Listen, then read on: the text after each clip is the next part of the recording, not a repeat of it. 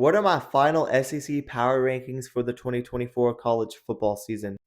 And at number one, I do have the Georgia Bulldogs. They won the SEC, and I do think overall they were the most consistent and best team in the SEC. Not far behind them, I have Texas at number two. They're going to be a top team in the SEC for a while, but they did lose to Georgia twice, so I only have them at number two. They did go on a decent run in the playoffs, though. At number three, I have the Ole Miss Rebels. When this team was playing their best football, they were dangerous. They had some injury problems, but they are going to be a sleeper heading into next season.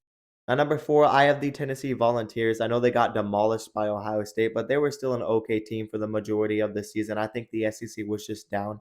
At number five, I have South Carolina. They were definitely a surprise on this season. They have a bright future and a lot of stars returning, and I do have South Carolina at number five. At number six, I have the Florida Gators. Similar to South Carolina, they have a bunch of production returning, including star quarterback DJ Lagway. I think they were one of the best teams in the SEC nearing the end of the season. At number seven, I have Texas A&M. They were an up and down team. They were solid on offense and defense, but they were inconsistent as well. At number eight, I have Alabama. I wish I could rank them higher, but they were terrible nearing the end of the season, losing to both Michigan and losing to Oklahoma. At number nine, I have LSU. Similar to Alabama, they were super inconsistent, but at least they did beat Baylor in their bowl game. At number 10, I have Missouri. They definitely took a step back in 2024. I expect them to take an even bigger step back in 2025.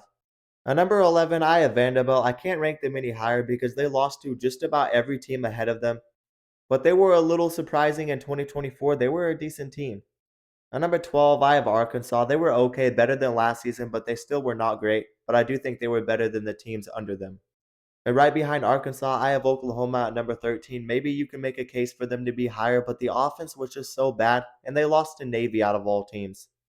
And Auburn also was very bad on offense. They were okay on defense. I think they were even worse on offense than Oklahoma. I have them at 14.